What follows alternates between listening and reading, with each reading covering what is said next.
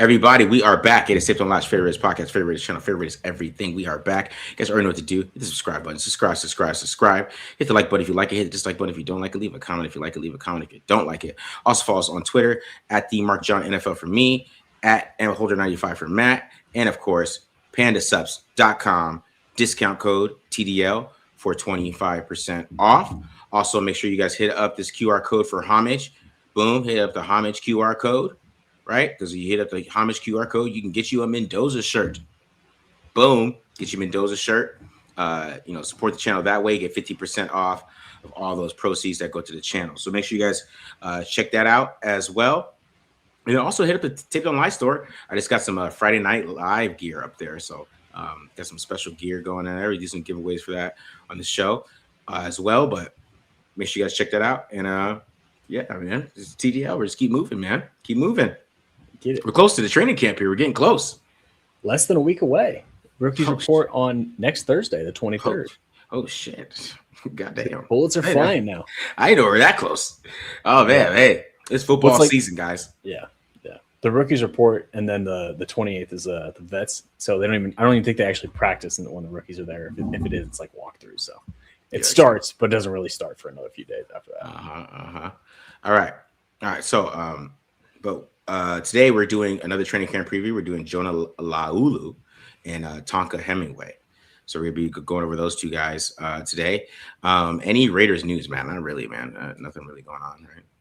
No, not really. It's like I think you were talking about before. What was the breaking news from Ian Rappaport? There's a chance that the number one pick of the draft might be a week one starter. Yeah. It just came out 9 minutes ago while we're recording. Ian Rappaport said that the best case scenario for the Raiders is that Kirk Cousins starts the whole year, but there could be a chance that Mendoza starts week one, or not even not week one, but maybe earlier than we think. We need football. Yeah. We need actual football. The fact that that's the breaking news for one of the biggest insiders in the entire league is speaks to the state that we're at right now in the middle of July here. But yeah. I mean, that is interesting though that he did say like that. I think the ideal situation is Kirk Cousins starts the whole year. I don't know. I kind of push back against that. I feel like you want to get Mendoza at least half a season's worth of games. Yeah. You know what I mean? Like get him some experience and let him work out the kinks now, rather than having to do it in year two. Yeah, I think Mendoza. Me personally, I think Mendoza should start week one, but I just know that's not the plan. But we'll see. We'll see how Kirk Cousins looks in preseason or looks in training camp. If Mendoza outplays him, there's a chance for it. Who knows? We'll see if Mendoza is putting that work in. But it looks like Kirk Cousins could be the starter. Yeah. I mean, we call it a competition, but let's be honest, it's not a competition as much as when is Fernando Mendoza going to be ready? Exactly. Is the real competition. Is Mendoza competing against himself? That's very true. That's a great point. Mendoza is competing against himself, right? And if he goes out there and he's balls and he has a great preseason and just makes it hard for them not to start him, he might start week one. Yeah, like that situation can happen. I'm not trying to say that, but it's not a matter of Kirk Cousins versus Fernando Mendoza. It's as much as it is the rookie going to be ready to go? Exactly. Yeah. All right. So back to what we're doing today, defensive tackles preview. So we're doing Jonah Lauulu and Tonka Hemingway. Matt, your thoughts on Jonah Lauulu? Yeah, I mean he's one of the guys that he's kind of like he's become a little more frustrating for me in the last couple of years just watching him because like you see like a handful of plays where like you see like the bits and pieces, like you see a guy who has some pretty impressive strength and has some movement skills to him. And like, I look at that, like, that's a great combination. You're athletic and you have some strength to you. But then consistency is never really been there for him. One of his biggest issues is taking on double teams. Like that's for majority of my negative run plays are, I think 4 out of 5 of them are combo blocks where he's just kind of getting blocked into the second level. And it's like, he's pretty far off on that. So I think that's probably one of his biggest areas of improvement. The other thing that makes me worried about him is he's in that 290 I think he's listed at 292 here. He's in that like 290 pound range where sometimes those guys can have a hard time finding a spot in the NFL because you're a little bit too heavy or not quite athletic enough to be a true defensive end. And then you're too light to take on double teams and be a true defensive tackle. So then obviously the latter, like I just said, is a big part of Laulu's issues. And while I do think he is a good athlete, when we're talking about playing on the edge, that's a different story with him. So I worry that he's might not have, or he's going to struggle to find a home. But I do think one of the best things for him is he's one of those guys, and Tonka Hemingway's the same way. He's one of those guys that can benefit from a full shift to a 3-4 defense where he can kind of play in that 4-eye. So he's not having to take on as many combo blocks and double teams and that kind of stuff. And you can kind of let him get more one-on-one matchups. And then on top of it, too, he's not out on the edge where he has to be that athletic pass rusher that's winning consistently for you. So I think he's a guy that could benefit from the scheme change a lot, but he definitely still has a lot of work to do. Like there's some issues with his technique. Like one of the biggest reasons why I think his strength doesn't pop up quite as much as against the run is his hands are very wide and all over the place. So he lets guys get into his chest. And even on like the plays that he wins, he's not a guy that's going to get a ton of extension on blocks and be able to shed and stuff like that. So I think that's probably one of the biggest things is cleaning up his hands. And I think if he can get started there, I think he's going to have a lot more success. And then as a pass rusher, I'll dive into it. He had the 3.5 sacks last year, but we'll take a look at them. There's probably one that was really, I would consider like a quality sack. So a little bit inflated, I think, from his pass rush numbers, but on top of that, it's potential, right? Again, has some power, has some finesse. He has a nasty spin move, that I think is probably the best move that he won a handful of times with.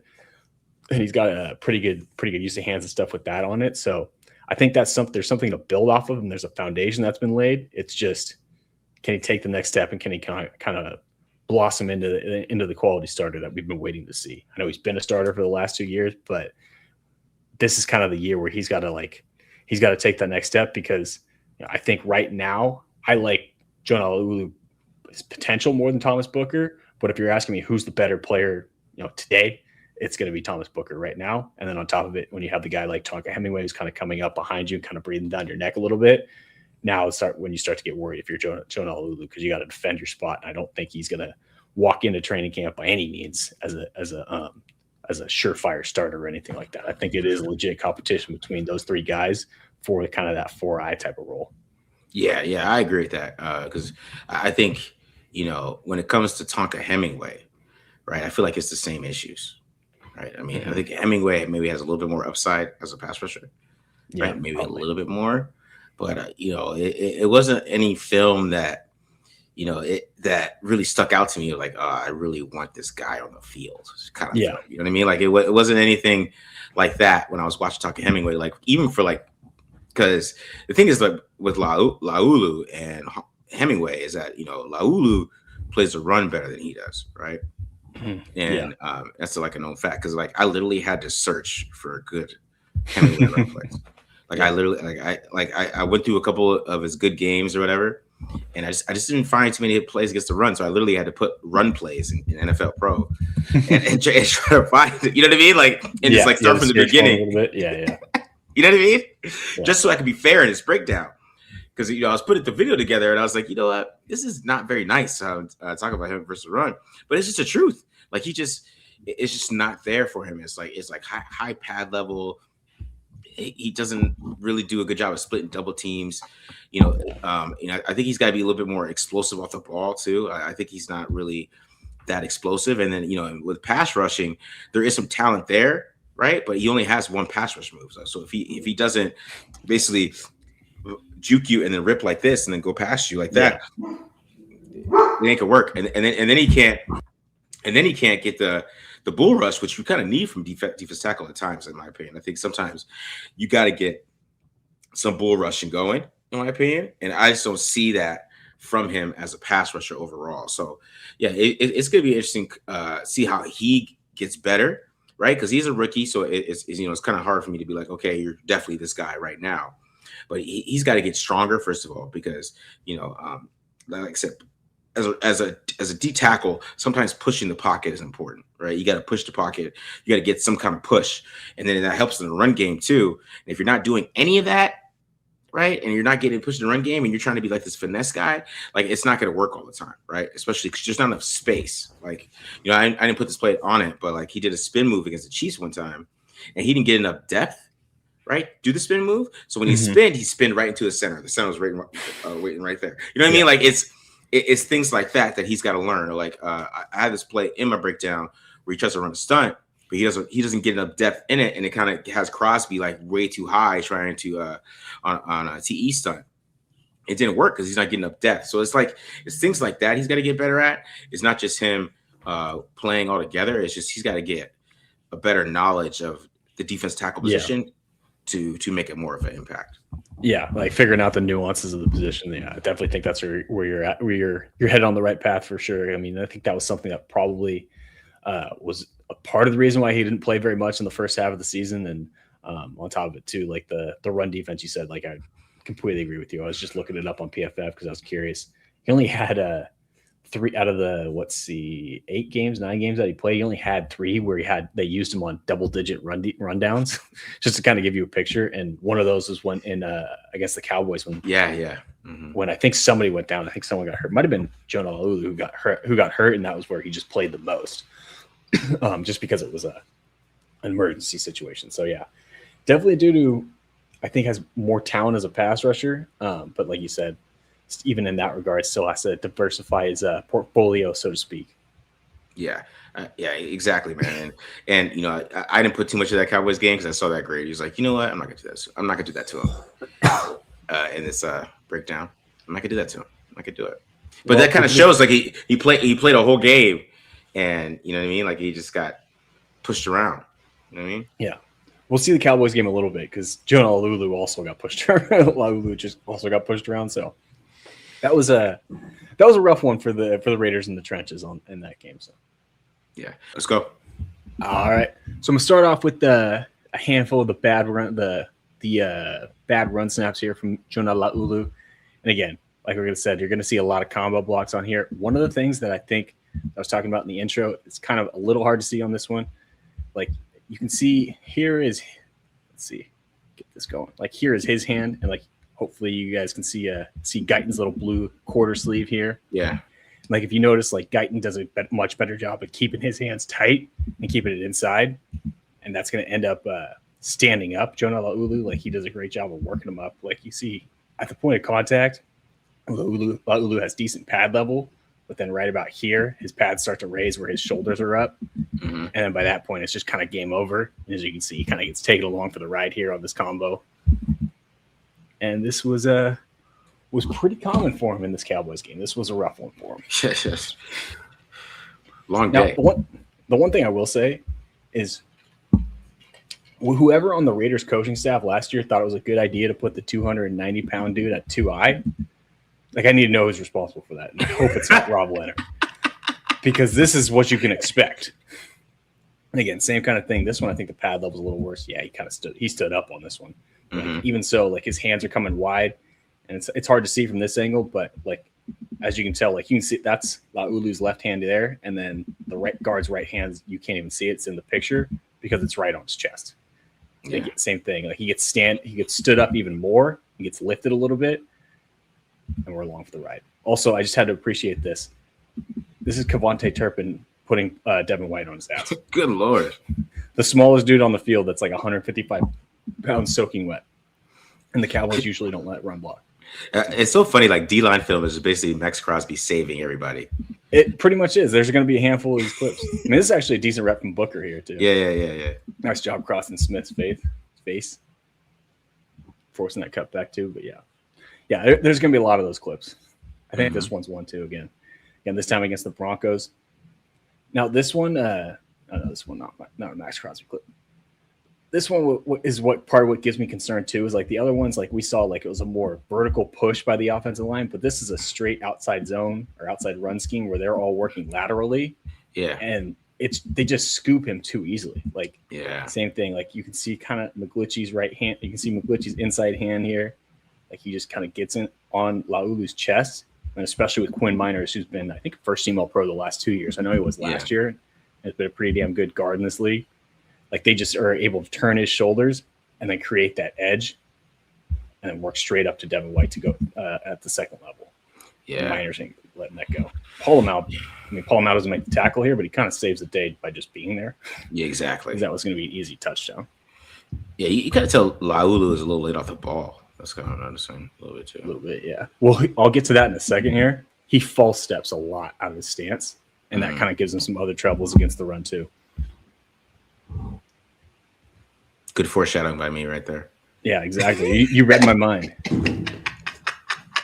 This is another one that kind of concerns me too, because it's like the first 3 we were watching were obviously 2 offensive linemen. Yeah. And now we're getting the tackle and tight end, tackle and tight end combo block, and it's not as bad of a result, but I mean we're still getting pushed several yards down the field.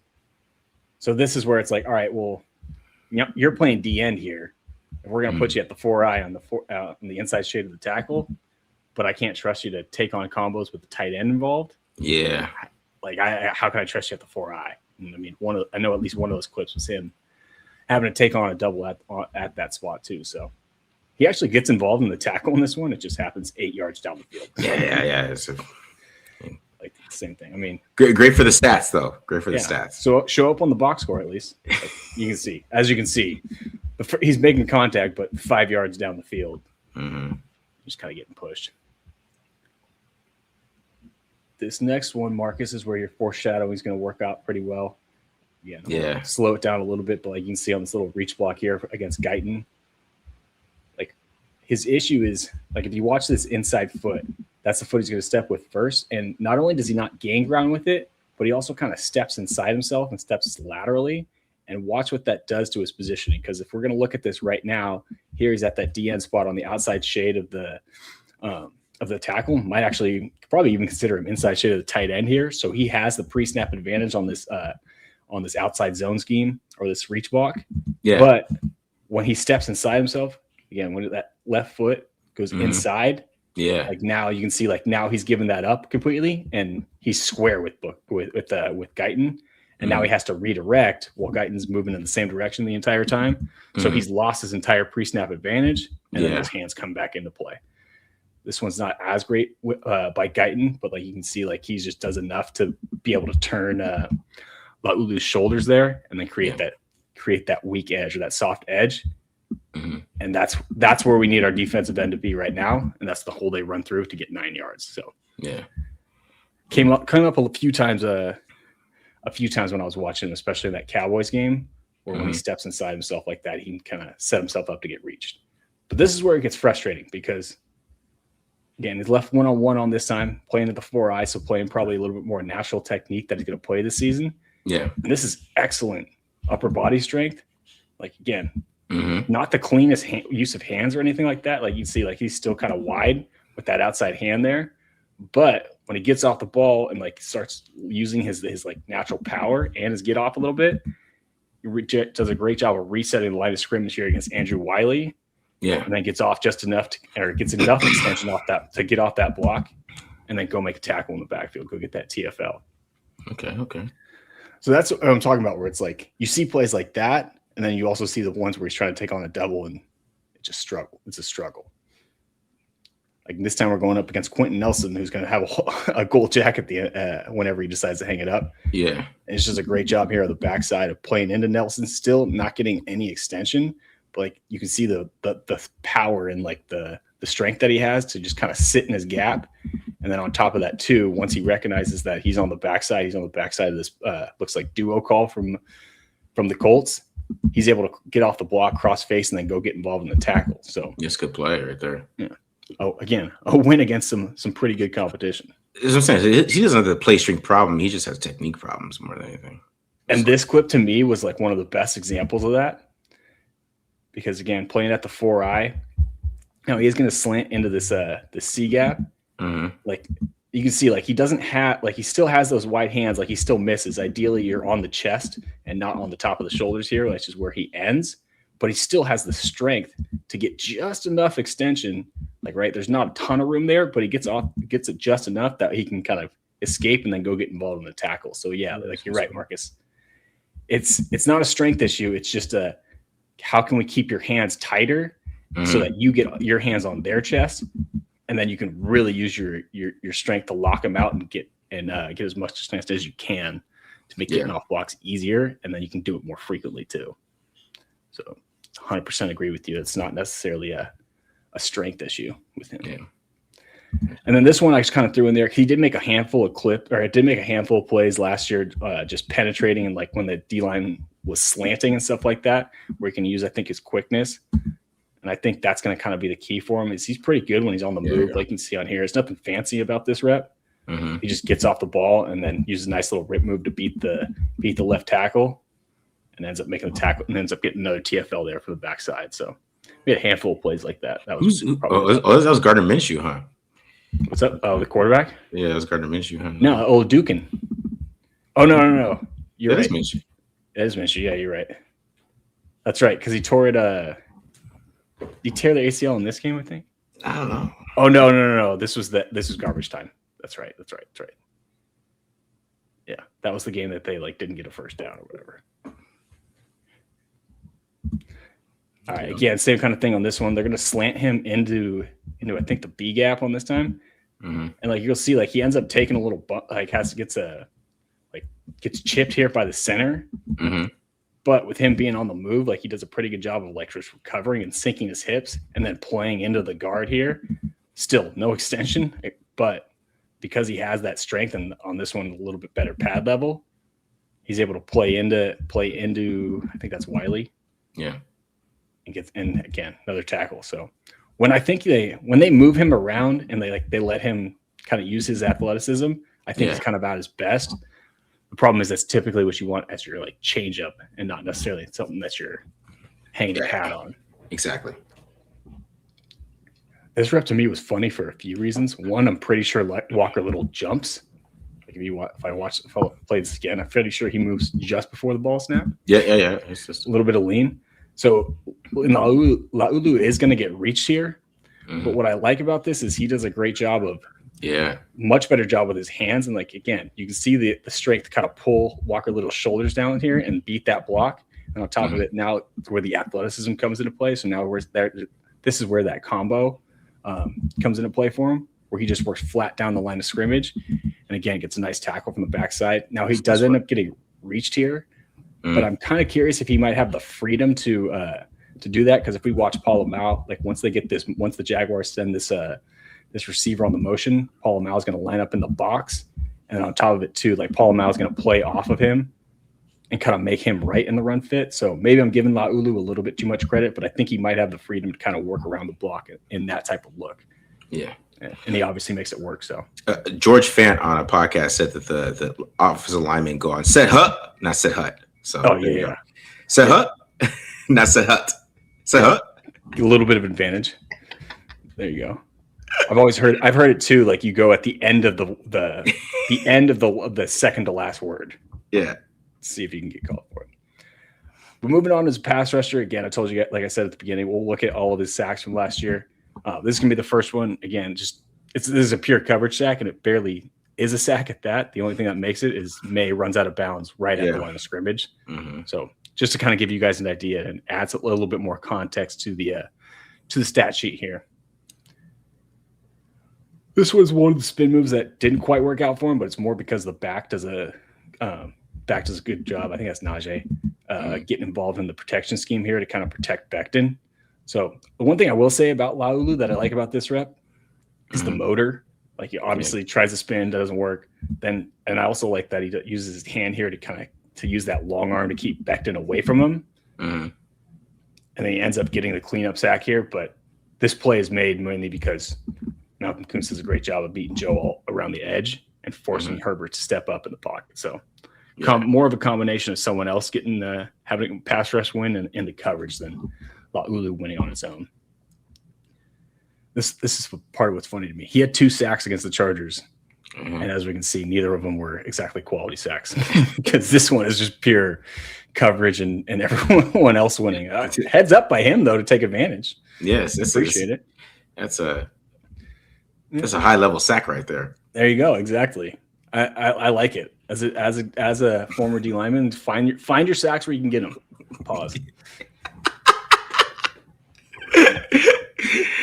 There's a nice move there.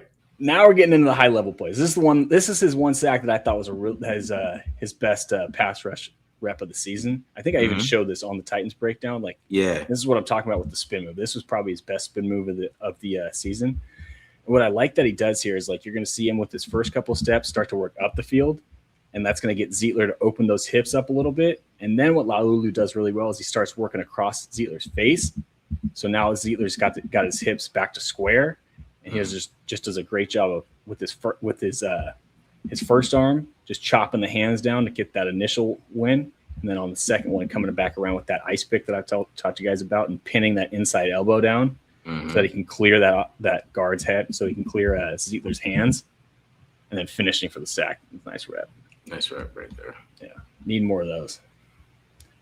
Another spin move here, this time against Becton. Doesn't get the sack on this one, but same kind of thing. Like he does a great job getting the pressure.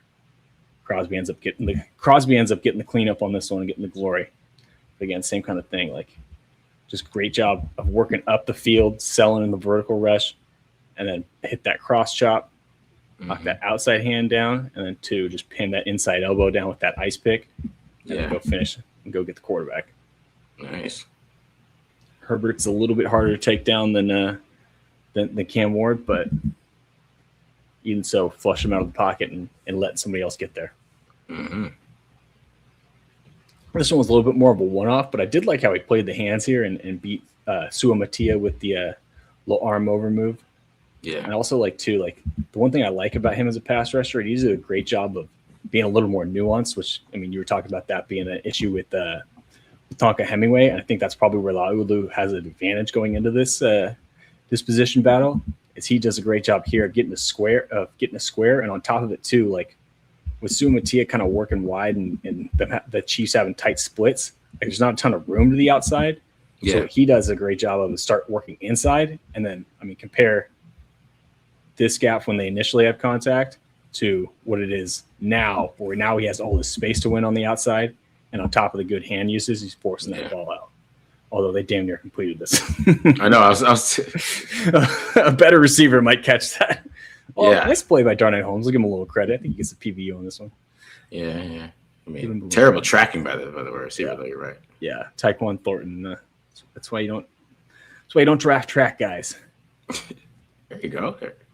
Now this, I think he gets a little bit of help here from the right tackle who's looking for work and ends up screwing over the guard and doing the pass rush for him. But what I like about this from Laulu is, again, speaks to his size, strength, and athleticism combo. Yeah. Is he does a great job of just keeping that guy on his heels. And then when he gets the assistance on that too, obviously that helps too. But so just a little bit of power that he can have as some untapped potential. And then Crosby gets the finish for the sack. I just love how the D-line breakdowns is really Max Crosby highlights. I just love it.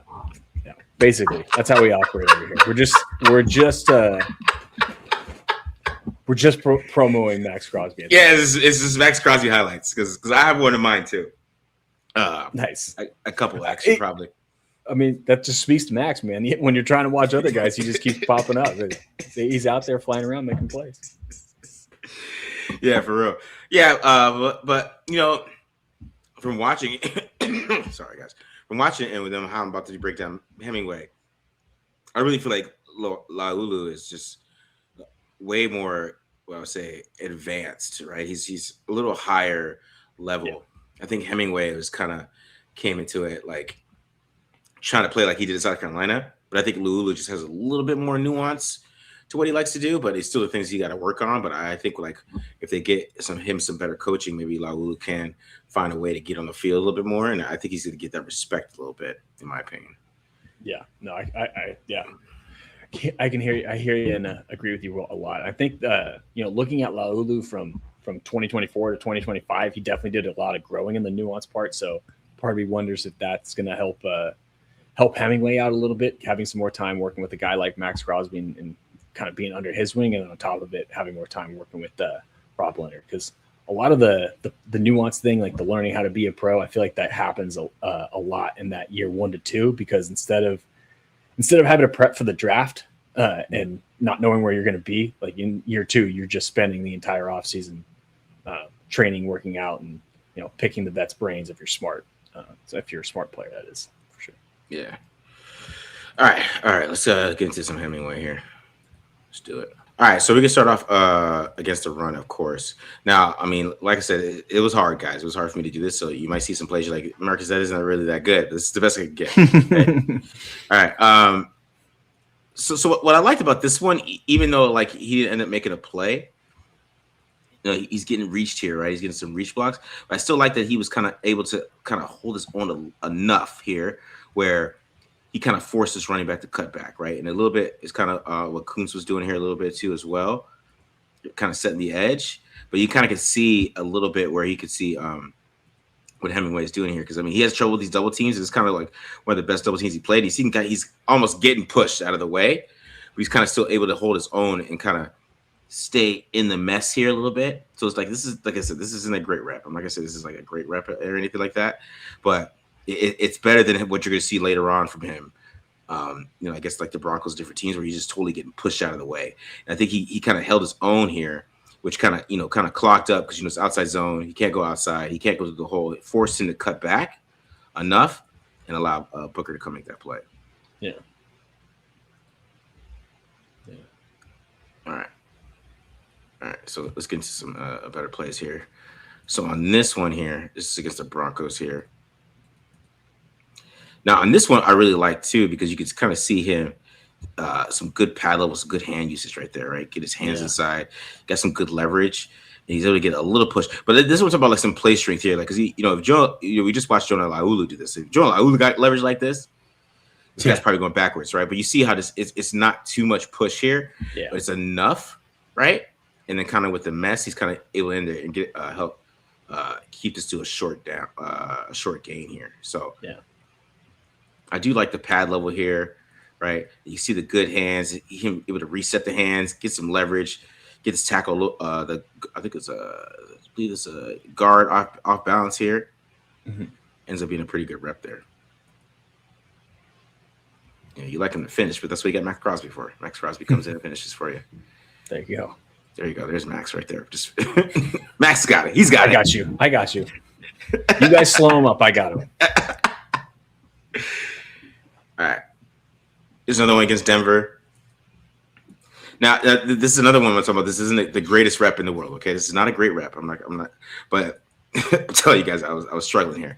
So, what I like though on this one is that he basically was able to kind of hold himself up here, because I mean he's basically got a double team. He's got a double team here. Yeah. Right. He's like I said, his pad level isn't bad. His hand usage isn't bad. It's more of a play strength. It is. It's just more of strength here. Right. He's getting totally pushed back. You kind of see his head getting pushed back there. But what I like is that he was still able to hold on. Right. He didn't get any movement backwards. So he's able to still kind of get that leverage because he has that low pad level, in my opinion. Right. So he has a low pad level, which kind of doesn't get too high. He's not higher than these guys. Right. Mm-hmm. But he does a good job of just kind of holding it. And then, right here, though, the problem is with Jeremy Chin more than him, because I think he does a good job of shedding this guy and getting right there. And you'd think he'd be able to make the play here. But since Jeremy Chin is bailing out of this hole and J.K. Dobbins is a good running back in the NFL, he just comes out right like that. And the hole's right there. And Tonka can't make that play. And, that's where Chin's supposed to be there, right? Chin's coming in here. He's supposed to be there. So, I mean, this ends up being a good run. But, it's just this we're talking about the play strength issue altogether, right? Yeah. Because, like I said, it's not like from a technique standpoint, it doesn't look too bad, but it's just if he had higher pad level, he's getting pushed back 80 yards on this one. Yeah. But he does a good job of just kind of holding on there and Chin making that play for him. Yeah. The other thing I think it helps him out here too is like his base, like he stays pretty wide. Right at the point of contact, like that's going to help him. Like obviously, you see him at the initial point of contact, he kind of gets his head snapped back, like you were pointing out. Yeah, but I think too, on top of it too, the fact he has his base like keeps him from getting completely rooted out of the play. That and what you were talking about with the pad level too. Yeah. So the bones are there, like you said. It's just kind of the opposite of Laulu, where he just needs to be stronger. Yeah, because you see it right here. It's pretty good get off on this one. Good hand placement right there. All right, and this is against McClinchy, and this is what I'm saying. Like, this is a good rep because you could basically because he gets McClinchy kind of standing straight up, and he still has lower pad level than him, and he has the vision to see where Dobbins is right here, right? Good base right there, and he kind of could just shed it because I think Dobbins kind of gives him a little fake to kind of get inside here. Yeah, because like I said, he's a good running back. So kind of Dobbin gets a little fake, so he goes inside here, but he has so much leverage, right? He's able to kind of get that reach out there, kind of shed that block, and then get a tackle here. Yeah. I think if he stays true to his rules and just stays inside, he's going to get a much cleaner tackle. But yeah, like you're right. He got set up by Dobbins. Yeah. Dobbins knew that based on his leverage that, okay, if I get him to go this way, I get this hole right here. And that's what he did. That and a Landon Roberts just isn't gap discipline. Yeah, I don't know. Is that who that is? Is that who, like, yeah, I think so. Yeah, it's hard to tell with the white, the silver. Where is he going? I mean, he got set up too, I guess, if you want to put it that way. All right, so it gets to some of the issues here. Like I said, it's just him dealing with double teams, right? So he's getting double team here on these reach blocks, right? And like I said, like he's getting off the block. He's getting off. He's got good pad level here, but it's just the strength here, right? I mean, he's got two guys on him. He can't really split these guys, right? And he is just getting pushed back into oblivion. And the thing is they're able to kind of switch off on him too, right? Because like if you look at 70, like 70 doesn't have the best pad level on this, right? And like Hemingway has the best pad level of all these guys. Like you expect with this leverage that he's able to kind of win here, right? Or get some kind of push a little bit, but he can't get anything. And that kind of just shows that this is a pure play strength issue with him. Yeah. He's got at least not getting widened out, damn near out of the picture. Yeah. Yeah. You're right. Yeah. Like it's like, that's like you said, like, I think his technique's fine. It's just, he's just not that strong. Also probably be a little more physical on that one. Yeah. There's a lot of that too. He's not very physical. He's not a physical player. He's a finesse. He's a pass rushing defensive tackle. Pure pass rush. Against the Broncos here again. Like I said, I mean, it's the initial get off here. Like you're okay. Like this right here. Boom. Like, hey, that looks pretty good. But then it's nothing. It's nothing after that though. There's nothing. Yeah. Right. And then he's getting pushed, and they do it one more time. They switch off. And push him out into oblivion. Yeah. Like boom, right there. That's what you want, right? I mean, this is saying like you want this because then you expect him to get good leverage and getting some push here at all, but like it's just he can't do it. Yeah. And those quick minors. Go ahead, Matt. What you say? I was going to say, especially when the competition like rises, like the Broncos O line, like across the board, is pretty damn good. Like those are the two. Seems like those were the two of the games that he was struggling the most with the Broncos and the Cowboys, who have a good interior O line. But guess who made the play? Laulu got on this one. Well, faithful. It's good rep by Laulu too. Oh yeah, there you go. There's a little bit of the strength I'm talking about. That's so damn frustrating. See, I mean, because he got good pad level. This look at him. See, that's what I'm talking about. Yeah, he's making me shut up too because that's at the 2i. That was his best rep against a combo. Just split that thing right from the jump.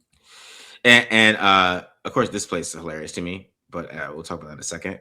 But on this one, it's kind of the same thing, right? I mean, he's going against his double team here, right? Because doing a little split zone. Of course, Max Crosby makes this play, but as you see here, like him taking on double teams he's not gonna win. He's not. Yeah. It's just not gonna happen. It doesn't matter what he does, to be honest, at this point, because he just gets pushed back, and then they switch off. He's 10 yards downfield again. Yeah, and hopefully you guys have heard me talk about before. Like when you're taking on a double team, one of the keys is to just beat one of the guys to split him. And you can see like he's trying to take on both, and one of those is Trent Brown, who's probably 400 pounds. Yes. Yeah. And you're trying to bench press Trent Brown with one arm. Yeah, exactly. It goes about it how you expect. But I mainly put this play here because I wanted to show this play. Because why would you run split zone against Max Crosby? I just don't understand this. Like what did you think was going to happen here? Yeah, against one of the best get-offs. Yeah, like look at him. Like he's like in the backfield before the tight end can even move. He's the first guy out of his stance. this whole Texans game, I just remember the whole game plan. Like, if you guys remember me talking about it, was very much the Texans just working on, like, treating it like a preseason game, working on what they want to work on. Yeah, for the playoffs. All right, so I'm skip past this one because here we go. All right, let's get a little pass rushing here. All right, so kind of start off with the pass rush. This is one of the better ones he has here. This is one of his sacks. If you want to talk about cleanup sacks, man, like I was going to show his sacks, but I was like, you know what? These other ones are really short showing. But I thought this was a good one here, right? Because see him trying to what's that move called, Matt? This is a natural chop, right? Cross chop. I'd go with the swipe, hand swipe, right? Double hand, little hand swipe, right? Double hand swipe. And what I like though is that he kind of beats. I mean, Bowles. This is one of the better tackles in the league, and Bowles does a good job recovering.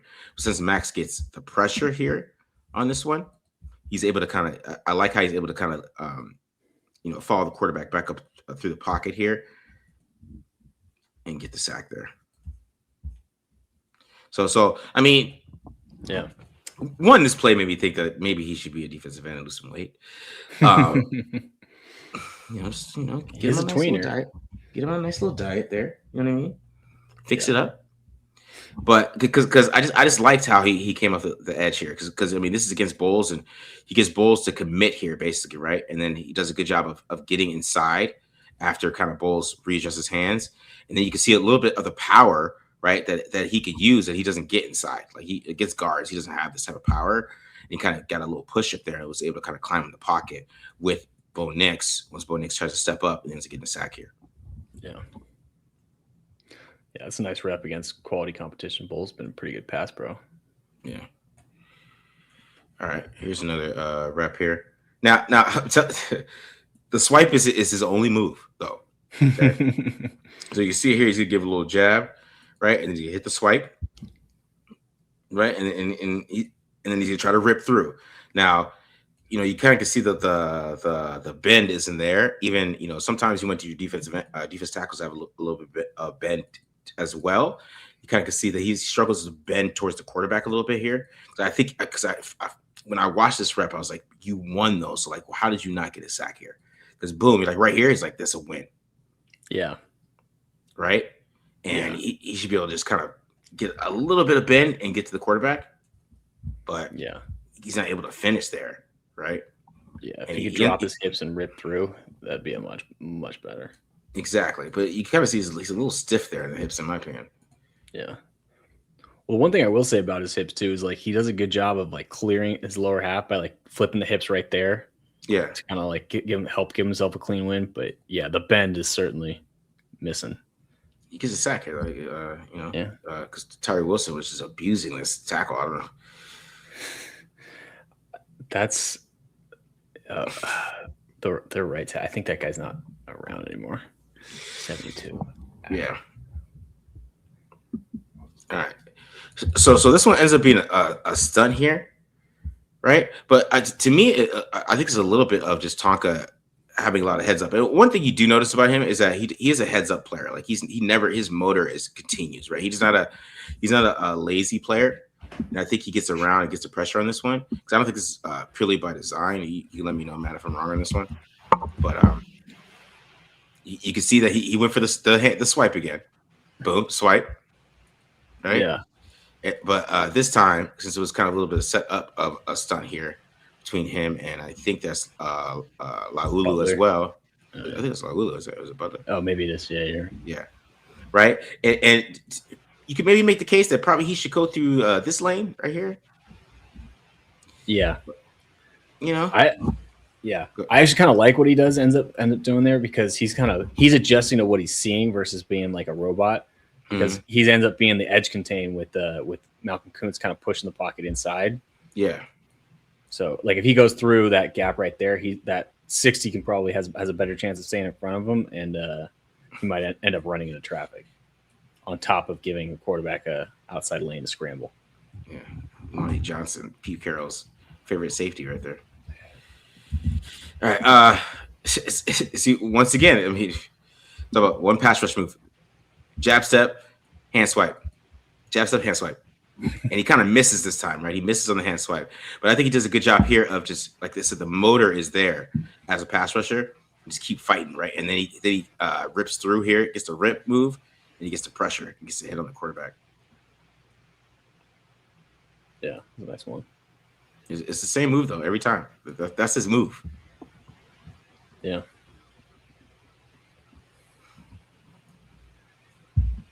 All right, next one here. And this is probably one of the better pass rushers, but you're gonna see the same move, guys. What are we gonna do? He's Zoolander. He's the Zoolander of interior pass rushers. You get the double jab. He doesn't get the hand swipe this time, but what I like about this one is the rip. I love the rip through on this one. Good adjustment here, right? Because I think that this lineman is a little late on his hands here, a little late with the hands, so he's able to get his hands inside. Even though I don't think he meant to do that. He's going for the rip move here. I think that the set that the guard he attacks him a lot quicker here. It gets basically gets a body on him, but I like the adjustment and go to the rip, and then he's able to rip through there, and kind of force the quarterback to get rid of the ball early. So we could, if you just get him some better moves here, you know, there's some talent, there's some elements here, and you know, I use this one too because I want to highlight the motor again, right? Because they're trying to do a stunt here, it doesn't really work. And you know, one thing I want him to do a lot better too is just kind of sell these stunts a lot better because I feel like he's not really pushing towards his defensive end tackle. I mean, and he's not really selling it. Like I feel like he got engaged with this guard like too early, right? He's got to kind of sell this stunt. So you know, so basically, so this guard can miss this way, so Tyree Wilson can come around here, but he just allows them to kind of set it up, and then he almost trips Tyree Wilson, I think. So these are the type of things he's got to work on here, right? Yeah. But what I like is just to continue to fight here, and he ends up getting the pressure there.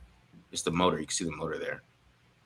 The little rip ideally, through. I was gonna say ideally you're kind of working up the field and then attacking the inside shoulder of the tackle to kind of draw the guard with you versus like he just kind of engages with the guard. Like I almost thought that was just a regular pass rush rep at first, the way he uses it. No, it was a stunt. Yeah, no, for sure it was a stunt. Yeah, I was just saying at first. His angle at first. I know. This was just funny because he actually wins on this one, but he runs into Max Crosby on the spin move. But it is the kind of the same move, right? And the thing is, since he gets on this guard so quickly here, and he's trying to do the jab and he swipe. I mean, that's what he's trying to do here. The guy gives him a little push, but he does a good job. Like I said, the motor is there, so he would have won this rep, right? He's about to rip through here and get to the quarterback, but Max Crosby, the spin move, kind of just knocks him down. But I still thought that you can kind of see the motor because that's what he has. He has a great motor. I mean, that's one thing that he does. He never gives up on it. Yeah, I think he might have a misassignment here because if you see Laulu's crossing the center space. I see. Yeah, that's true. I think Crosby spins inside because he's not expecting Hemingway to be in there, and they're trying to draw it inside to set that up by having Hemingway take the guard with them. Yeah, they're probably trying to get Crosby 1-on-1 here. I bet. Yeah. Which Crosby doesn't work Trent Brown here. He would have got a sack, I think. Yeah. That's what made me think of it. I'm like, oh. Yeah, you might be right. Yeah. All right, but if the swipe doesn't work, this is the problem here, okay? All right, because if the swipe doesn't work, he doesn't have the ability to kind of get the push, right? So we're getting the jab, hand swipe, but it doesn't work here, right? And the guard does a good job of staying in front of him. Great feet by the guard here, right? And then he doesn't have the push to get any movement in the quarterback. And I don't like how he got blocked by Kareem Hunt. I don't care if like Kareem Hunt, like it just rubbed me the wrong way. I don't know. It just did. But as you can see here, like I said, he's just not able to kind of get any push here. Like if he doesn't win with the hand swipe, it's over basically. Yeah. Kind of like just a jab, hand swipe, nothing there.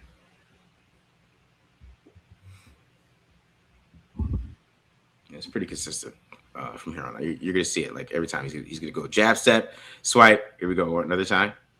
No, this time he tried to go straight bull, right? He tried to fake it a little bit and go straight into the bull rush here, right? And like I said, he wins this, right? I mean, you're thinking here, okay, he got a little bit high pad levels. The guard's doing a good job, but he still has his hand placement. He's got the hands. He's got the momentum here, in my opinion. Right, he's got the momentum and just no movement. This guy's able. This is an easy anchor for 60. He's just easy, like nothing. Yeah. And you get to get off like this, and you get the hand placement like that. Like you got to be able to push this guard a little bit back, right? You get nothing there. Yeah, you're right. He should win that. He should be winning that rep, or at least pushing, getting a little more push than he does. Exactly. You know what I mean? Look at Jonah. This to see his Sam. There you go. There you go. Ooh, that was a nasty move. I didn't watch the Chiefs. I didn't watch the last Chiefs game. I missed that one. That was. I had to watch that because I was supposed to play. All right, and this is the last one right here. And this is what I'm talking about again with the stunts, right? I feel like that he's got to attack this, make this guy, what I would say, make these players like worry about where he's going, right? Because I really feel like that he's attacking right at the tackle, but it's just too easy, and then Max is not able to kind of get underneath because they're really trying to set it up for Max here, right? And they have all their attention on Max, they're paying attention to him, right? But you want this guard to worry about you way more than Max Crosby, right? You need to make sure that he feels you so he can't so Max has a free lane to the quarterback here. And I just think that he doesn't make that guy worry at all. Like he just goes straight for the for the tackle instead of kind of attacking the tackle while also attacking the guard. His shoulder right here, right? Attacking that shoulder while also taking out the tackle at the same time, which kind of takes out two players because that's how you set up a stunt. But it just it's nothing there. So he's got to get smarter at the defensive line position too. And like I said, he is a young player, but he's got to get small. He's got to get smarter there as well for him to become better. So, but you know what I'm saying? Like there's some things I like about Tonka, but I feel like he's way further away than I thought when I checked this film out. Yeah, I mean, he's definitely a project. I felt like when he got drafted, I thought that he was like one of those guys that was drafted probably at least around like a little too early. I think he was a guy that I liked his like athleticism and stuff like that and what he could do as a pass rusher. But the play strength issue was one of my concerns. Taking him in the fourth, I'm not like going to get too bent out of shape. I think I had like a 5th round grade on him, so it's not that big of a deal, not that far off from what I had thought. But I mean, you're right. Like, I think too, like. The stunts thing to me, it seems like he's like trying to get to a spot and try and get to where the end result is going to be, and like ignoring the process along the way, which is what you're talking about. Of like, if he can like take 2 steps vertical and then kind of start to veer towards the tackle, I think that can be the difference between drawing a guard. Because the one against Miners, the last one he did, like he got the look he wanted from Miners, where he had his hips like completely turned, but like you said, like he just made it so obvious because he completely diverted to or.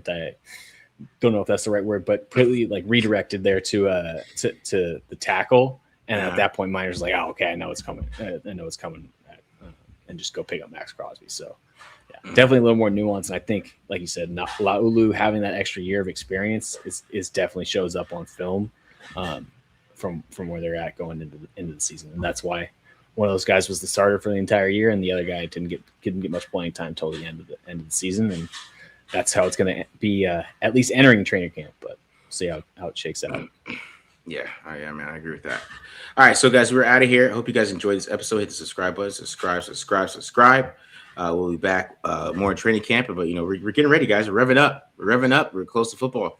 So you can smell the grass. You can smell the grass in the air, guys. You can smell it. All right, guys, we're out of here. Peace.